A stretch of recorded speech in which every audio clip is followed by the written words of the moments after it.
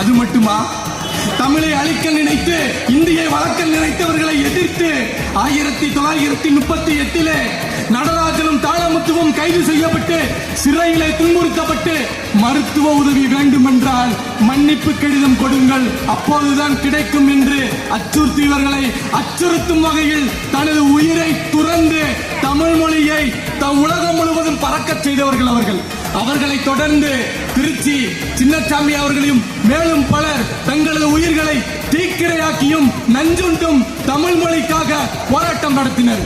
இங்க உட்கார்ந்திருக்கீங்களா தாய்மார்களே, அன்னைக்கு நம்ம தமிழ் மொழிக்காக பல பெண்கள் தங்களுடைய குழந்தைகளுடன் சிறை சென்றார்கள், உங்களுக்கு தெரியுமா? அது மட்டுமின்றி அன்றைய போராட்டத்திலே கலந்து கொண்ட கர்ப்பிணி பெண் ஒருவர் தன்னுடைய கரு சிதைந்தும் நம் மொழி சிதையக்கூடாது என்று போராடிய தமிழ் மக்களை கொண்டவர்கள் நம் தமிழினம். இன்னைக்கு நீங்க அப்படிலாம் தியாகம்லாம் ஒன்றும் செய்ய வேணாம்.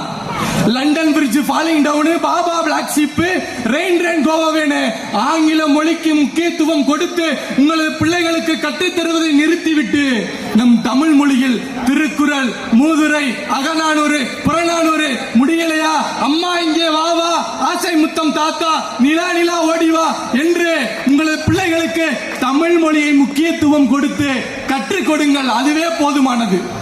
மக்களே, இன்னொன்னு நல்லா சிந்திச்சுக்கங்க.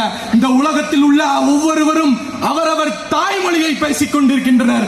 ஆனால் மக்களே, தமிழர்களாகிய நாம் அந்த மொழிகளுக்கெல்லாம் தாயாக விளங்கக்கூடிய தமிழ் மொழியை பேசிக் கொண்டிருக்கின்றோம் என்பதை ஒருபோதும் மறந்து விடாதீர்கள்.